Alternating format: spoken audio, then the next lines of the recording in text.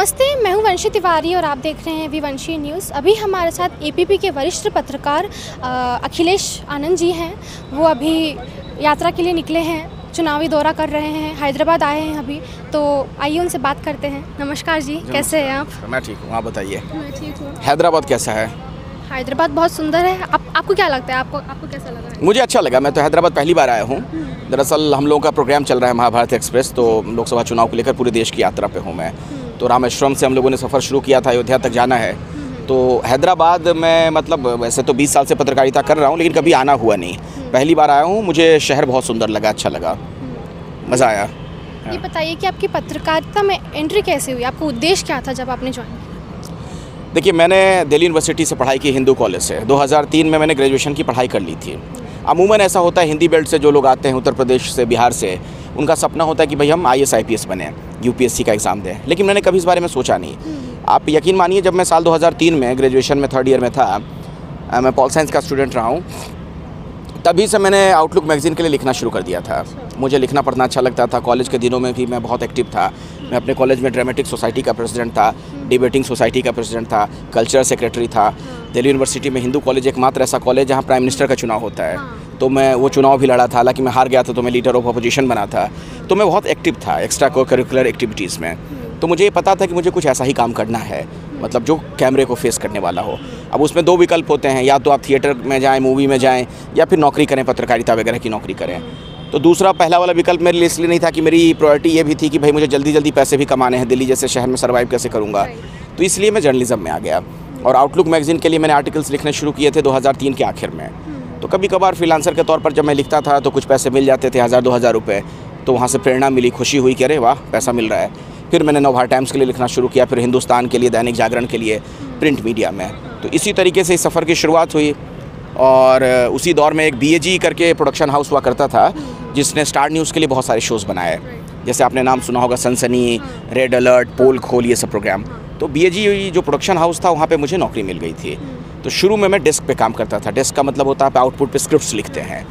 वो करते करते मेरे बॉस को लगा कि मैं कैमरा फेस कर सकता हूँ, तो उन्होंने मुझे रिपोर्टिंग के असाइनमेंट देने शुरू किए। तो मैं PTC बहुत बढ़िया करता था। PTC आप समझती होंगी, कैमरे के सामने जो हम पीस टू कैमरा करते हैं। तो बॉस को मेरा काम जब अच्छा लगा, तो उन्होंने कहा यार एक काम करो, इससे एंकरिंग में भी ट्राई करते हैं। तो उस दौर में DD न्यूज़ के लिए एक प्रोग्राम जाता था रोज़ाना। ये 2004-5 की बात बता रहा हूँ मैं आपको। उसके लिए एंकरिंग की मैंने शुरुआत की। तो करियर की शुरुआत वैसे हुई एंकर के तौर पे। तो आपको क्या लगता है, समाज में पत्रकार की भूमिका क्या होती है? समाज में पत्रकार की भूमिका, मुझे जो लगता है आज के दौर में, ये है कि आप एक प्रहरी होते हैं। मतलब आप रिपोर्ट करते हैं, जो चीज़ आपको सही लगती है, गलत लगती है, आप लोगों तक पहुंचाते हैं। हाल के दिनों में थोड़ा घालमेल हो गया है, न्यूज़ पर व्यूज़ भारी है। न्यूज़ और व्यूज़, ये समझने की ज़रूरत है क्या है। न्यूज़ है समाचार, खबर जो हम बताते हैं। व्यूज़ क्या है, जो मैं सोचता हूँ। तो मुझे लगता है एक जर्नलिस्ट के तौर पर व्यूज़ कम होना चाहिए लोगों में, और न्यूज़ ज़्यादा हो। जैसे मैं यहाँ पे आया हूँ प्रोग्राम करने के लिए, तो खबर जो है हैदराबाद में क्या मामला है, या तेलंगाना में क्या है, आंध्र प्रदेश में, वो मैं बताऊँ तो बेहतर रहेगा, बजाय इसके कि अपने व्यूज़ में थोपे चलूँ। सारी दिक्कत की शुरुआत तभी होती है जब न्यूज़ पर व्यूज़ भारी पड़ जाता है, आज के दौर में जो आप देखते हैं। आपको लगता है अभी पत्रकार सही भूमिका निभा रहे हैं देश भर में? मुझे लगता है, मैं बताता हूँ क्यों लगता है। देखिए, गंदगी हर जगह है, करप्शन हर जगह है, गलत लोग हर जगह हैं, हर फील्ड में। अब जैसे 100 में से अभी मैं मानता हूँ कि अभी भी पूरे देश भर में 98 पत्रकार बहुत ईमानदारी से अपना काम कर रहे हैं। लेकिन उनकी चर्चा इसलिए नहीं होती है क्योंकि ईमानदारी से अपना काम किए जा रहे हैं। और जो 2% लोग हैं, जो मान लीजिए बिक गए हैं, दलाल हैं, जो भी कह लीजिए उनको, उनकी चर्चा इसलिए ज़्यादा होती है क्योंकि उनका उठना बैठना बड़े लोगों के साथ होता है, सत्ता के गलियारों में घूमना होता है, या विपक्ष के नेताओं के साथ। लोग सबके हैं। मैं आपको एक बात बताऊं, ऐसा नहीं कि सिर्फ सरकार के पाले हुए कुछ पत्रकार हैं, पत्रकार विपक्षी नेताओं के पाले हुए भी कुछ हैं। तो ऐसे लोग हैं, इनकी वजह से बदनामी ज़्यादा हो जाती है। लेकिन ऐसा नहीं है, अभी भी 98% लोग बहुत ईमानदारी से काम करते हैं। जब आपने पत्रकारिता शुरू की थी, उस समय और अभी के समय में आपको डिफरेंस क्या लगता है पत्रकारों में? देखिए, पहले ना भरोसे का संकट नहीं था। जब मैंने करियर की शुरुआत की, मैं आपको बता रहा हूँ, मैंने एक ऐसी स्टोरी की थी जिसमें एक बहुत गरीब मजदूर को, ये धारूहेड़ा की स्टोरी थी, रेवाड़ी की, हरियाणा की, कुछ दबंगों ने गांव के जिंदा जला दिया था। तो जब मैंने स्टोरी की तो उस पर जो दबंग लोग थे, पैसे वाले लोग थे, तो उन्होंने मुझे भी धमकाना शुरू किया कि इसकी ये जो ऑडियो टेप है, इसका वीडियो टेप वो गायब कर दो, क्योंकि जिसको इन्होंने जिंदा जलाया था उसका मैंने इंटरव्यू हॉस्पिटल में जाके कर लिया था और उसके बाद उसकी मृत्यु हो गई थी उस व्यक्ति की। तो एक तरीके से वो डाइंग डिक्लेरेशन के तौर पर वो चीज़ मेरे पास थी। तो उन्होंने पहले तो डराया धमकाया, फिर पैसे का प्रलोभन दिया, लेकिन मैं झुका नहीं। और वो रिपोर्ट फाइल हुई और वो बाद में कोर्ट में पेश किया गया उसको, जो वीडियो हम लोगों ने रिकॉर्ड किया था, और जितने वो दबंग थे सबको फिर उम्र कैद की सज़ा हुई। तो कहने का मतलब यह है कि तब लोगों का बड़ा भरोसा हम लोगों पर होता था। हम जब जाते थे फील्ड में बड़े सम्मान के साथ लोग बातचीत करते थे। अभी थोड़ा भरोसे का संकट है। अभी आप जाते हैं तो पहली बार में ये पूछा जाता है, अरे मीडिया वाले हैं तो इसके होंगे, ये तो उसके होंगे। तो ये ऐसा है नहीं कि इसके उसके हैं, ये तो राजनेताओं ने जानबूझकर इस तरीके का किया है और बहुत ही प्लान्ड वे में कुछ पार्टियों ने ये मीडिया की विश्वसनीयता को ख़त्म किया है, ताकि सवाल जो पूछने वाला है जब वही सवालों में आ जाएगा तो जाहिर तौर पर आपके लिए तो अच्छी स्थिति है, राजनेताओं के लिए। आप कई नेताओं से मिले हैं, बातचीत की है, तो आपको क्या लगता है अभी के नेता जनता से जुड़े हुए हैं? देखिए, नेता तो वही है जो जनता से जुड़ा हुआ है। नेता दो तरह के होते हैं, एक मास लीडर और एक ड्राइंग रूम पॉलिटिशियन। तो जो मास लीडर है, जो जनता के बीच से चुनकर आता है, आज वो जनता से जुड़ा हुआ है, तभी उसकी अहमियत है। और ड्राइंग रूम वाले जो पॉलिटिशियन होते हैं, वो दिल्ली में बैठकर दिल्ली दरबार में अपना चापलूसी करके या अंक बढ़ा के वो राज्यसभा और इधर उधर पहुंचते रहते हैं। लेकिन अभी भी ज़्यादातर नेता पब्लिक से जुड़े हुए हैं। कई लोग ये कह रहे हैं कि आजकल पत्रकार जो है, मीडिया जो है, राजनीतिक मुद्दों पे ज़्यादा फोकस करता है, ना कि जनता की समस्याएं दिखाएं। तो इस पे आपके क्या विचार? बात आपकी सही है बहुत हद तक, लेकिन क्या है कि राजनीति जो है वही सब कुछ तय करती है। एक बहुत ही मशहूर कोट है कि when politics decides your future, decide what your politics must be. इसका हिंदी तर्जुमा मैं कर दूं कि जब राजनीति आपका भविष्य तय करती है तो आप तय करिए कि आपकी राजनीति क्या होगी। यानी हमारे आसपास जो भी घट रहा है, जो कुछ भी हो रहा है, उसके पीछे एक राजनीति है।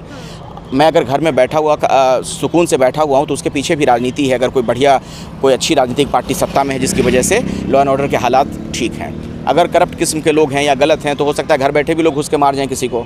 तो राजनीति सब कुछ तय करती है। हाँ, तो वो तो है। पहले मीडिया काफ़ी, लोग कहते हैं कि पहले मीडिया जो है काफ़ी लोगों को उनको सम्मान दिया जाता था, मीडिया वालों को, पत्रकारों को, लेकिन आजकल कई नाम दिए जा रहे हैं, कई तरह के डिवाइड हो रहे हैं। तो इस पर क्या कहें? सम्मान देखिए आज भी है। मैं तो बहुत ईमानदारी से बताऊं, मैं तो हज़ारों किलोमीटर की यात्रा करके आ रहा हूँ, रामेश्वरम से अयोध्या तक जाना है। सम्मान आज भी है। दिक्कत सिर्फ इतनी भर है कि जानबूझकर कुछ नेताओं ने, राजनीतिक दलों ने मीडिया की विश्वसनीयता को ख़त्म किया, जो मैं थोड़ी देर पहले भी आपको कह रहा था।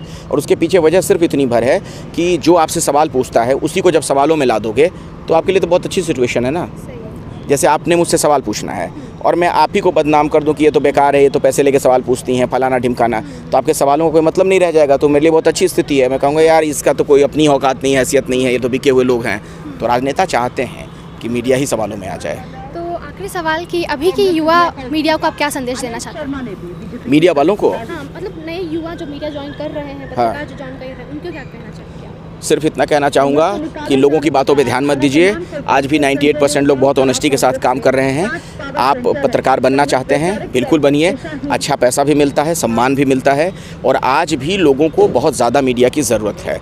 अगर मीडिया बीच से हट जाए, राजनेताओं के और जनता के बीच से, तो कच्चा चबा जाएंगे ये नेता, जनता को पता ही नहीं चलने देंगे। ठीक है, हम लोगों पे बहुत पत्थर फेंके जाते हैं, लेकिन हम लोग बहुत आत्मविश्वास के साथ, बिना डरे हुए उसका सामना करते हैं और करते रहेंगे। तो पत्रकार जो भी नई पौध है, जो लोग जर्नलिस्ट बनना चाहते हैं, बिल्कुल आइए, संभावनाएं अपार हैं। जो मीडियम है वो बदलता है। जैसे किसी ज़माने में लोग रेडियो पे बहुत समाचार सुनते थे, फिर टीवी पे समाचार सुनते थे, अब मोबाइल पे सुन रहे हैं। लेकिन ऐसा नहीं है कि ये माध्यम बदल रहा है। बंद नहीं होगा, ना काम बंद होगा, ना नौकरियां जाएंगी। अब तो AI आने वाला है, उस लिहाज से भी लोगों को तैयारी करनी चाहिए, खासतौर पे जो नए बच्चे आने वाले हैं। ठीक है, आपके समय के लिए। तो ऐसे ही इंटरव्यूज़ के लिए देखते रहिए विवंशी न्यूज़। धन्यवाद।